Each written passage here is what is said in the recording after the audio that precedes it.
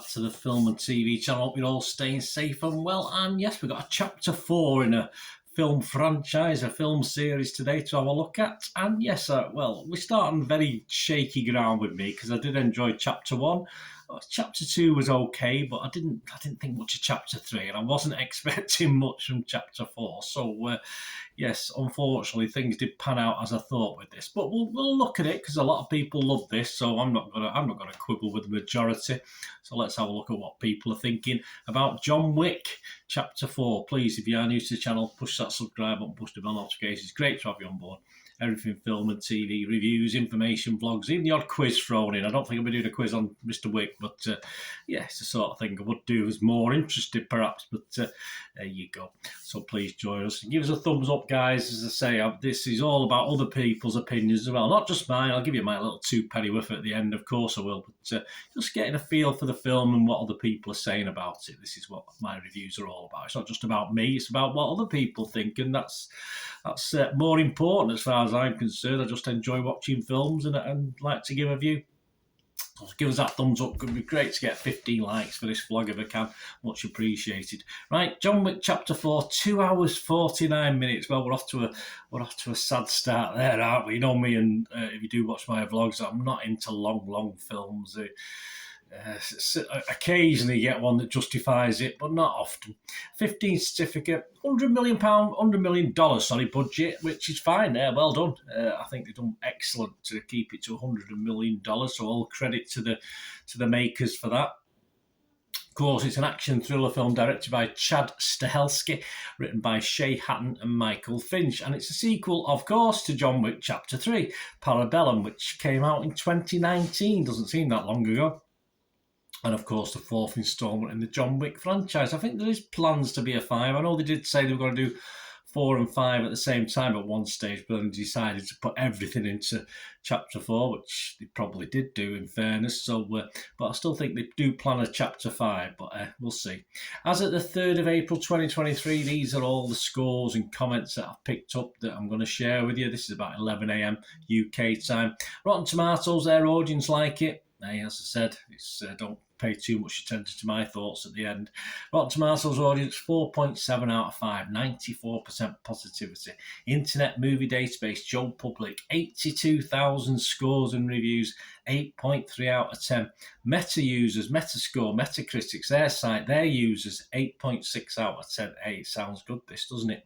It stars Keanu Reeves, alongside Donnie Yen, Bill Skarsgård, Lawrence Fishburne, Haruki Sanada, Shamia Anderson, Lance Reddick posthumously, Rina Sawayama, Scott Adkins, and of course one of my favourite actors, Ian McShane. This was released generally worldwide in and around, I think it had an early showing in March, 6th of March in the UK, but in and around the world on March 24th. What's it about? Well, what's John Wick about? Condemned, of course, by the tyrannical Hightail to be on the run for the rest of his life, poor man, deadly assassin Maestro John Wick embarks on a Sisyphean mission. There you go. I have no idea what that means. I'll have to look it up. Of suicidal fury to decide his fate after the merciless carnage in John Wick Chapter 3, Parabellum. At last, John's violent journey, fueled by vengeance and grief, ultimately leads him to a fateful confrontation with his former employees. I just liked it when he was trying to get revenge for a dog. That was the best bit for me. The crime masters that forced him into exile, and as a blood-stained vendetta to destroy those who pull the strings continues, old companions face a brutal consequences of friendship, and all-powerful, well-connected adversaries emerge to bring Wick's head on a platter. All these people, and they can't just kill one man. But talk is cheap. Now guns have the final say. Can Baba Yaga, the grim messiah of death, make every bullet count in his bloody, once and for all struggle for freedom? Who knows? Well, we probably do. Probably don't. Who knows? Rotten Tomatoes, the critics, what are they thinking? Well, the public love it. The critics seem to love it as well. So it's only yours truly here. I think I'm sat in a hole of my own. 94% positivity on Rotten Tomatoes.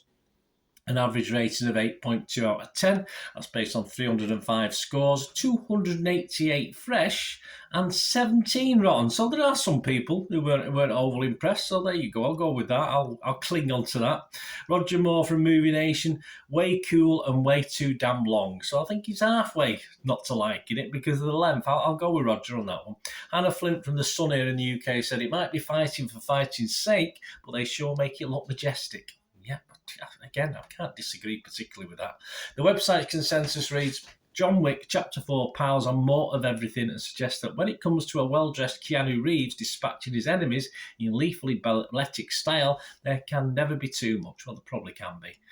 Metacritic, it uses their own little average, of course, 78 out of 100, so below 80. That's the first one we've seen, below 80. That's based on 58 critics.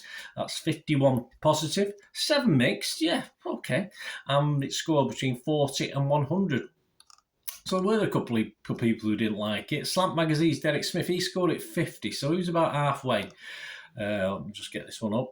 In the gradual development and expansion of the Wikeverse, the filmmaker seems to have lost the thread of what makes the first and at times second film in the series work so well. Yes, I will totally agree with that. As I said, I quite liked John Wick 1.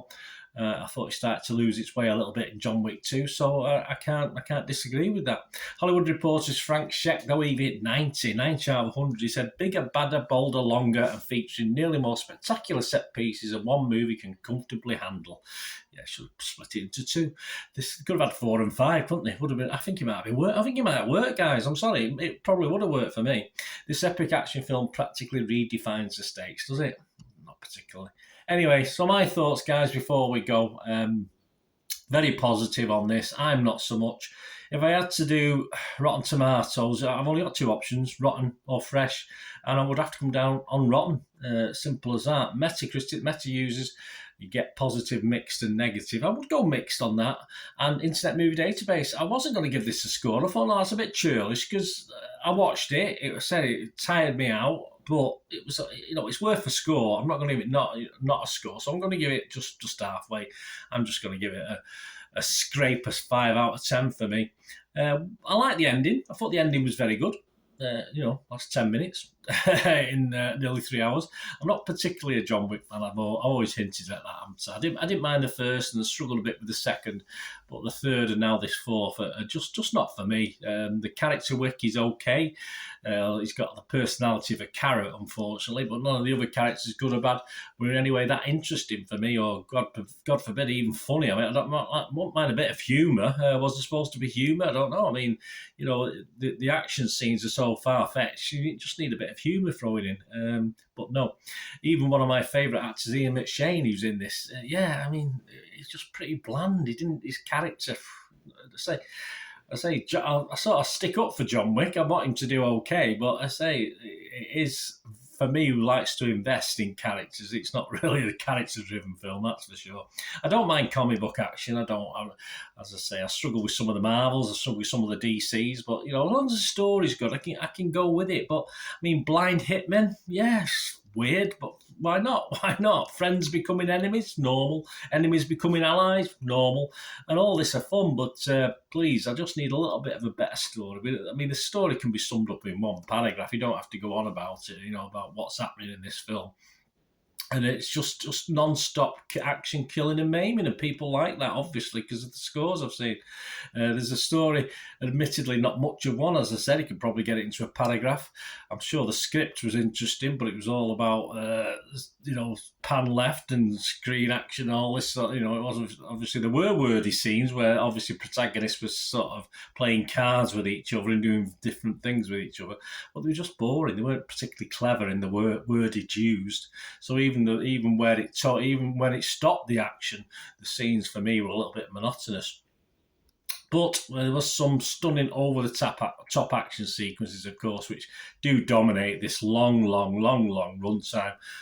Almost 3 hours. It is a long time just to watch action where, the main protagonist probably isn't going to get killed in it, which is, he's not going to get killed in the first hour, is he, in a nearly 3 hour film, unless we go to flashback. So it does get a bit boring for me. I'll be simple. Knock an hour and a half off it. As I said, I'll make this John Wick 4 and 5, and I might give it a 6. I might give it a 6. It might have been a watchable film for me, as it is.